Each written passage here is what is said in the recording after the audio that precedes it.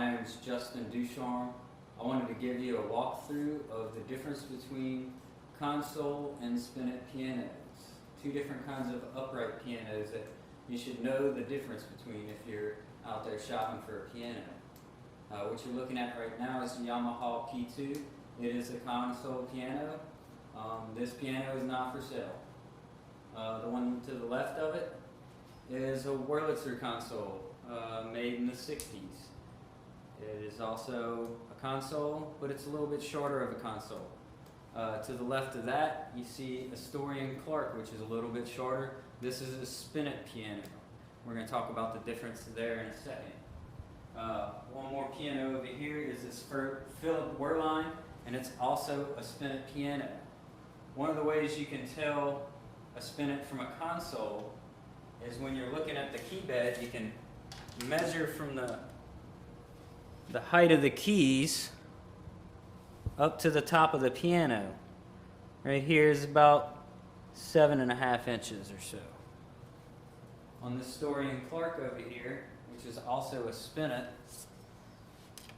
the top of the piano is 8.5, maybe 9 inches. Okay? Over here, this is a console piano. This Wurlitzer is a console, and the top of this piano is a little over 1 foot. So usually when the piano is 1 foot or taller, you're probably looking at a console piano. This Yamaha over here, it's about 16.5 inches. When you're talking about height, sometimes taller equals bigger sound, more clarity.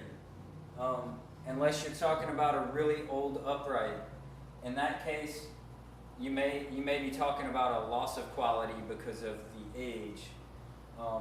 Right now, I'm going to show you. All you got to do is, usually there's either some screws or something you can turn here in the corners, and you can just pull this faceplate off.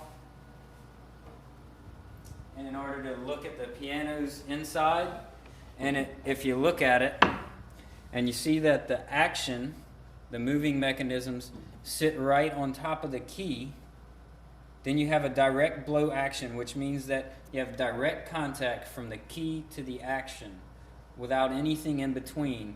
And this gives your playing on the keyboard, it gives it a really consistent feel, and it's very responsive to your hands. And that's what you want to find, is a console piano that has direct blow action. Now let's walk over to the Story & Clark, and we can show you. This is what a spinet looks like.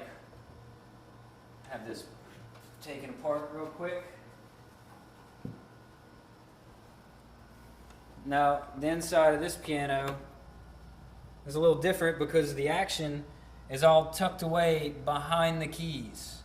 And it's quite inefficient. This was designed during the Depression era to cut cost, and smaller pianos generally have a lot less quality and sound too because of the length of the strings. Even when they're tuned up, they still kind of sound a little off. Now, the problem with the action mechanism is that you have these, what we call stickers. They're just these long, either wooden dowel or metal rod that goes down and picks up on the bottom of the action. So you don't have direct contact with the bottom of the action. You have something in between you and the action, and it's not very responsive for your fingers. So that's the main issue with these spinet pianos, and what you want to be looking for, or looking out for rather. The cost of these are dramatically less than a console because of the action mechanism.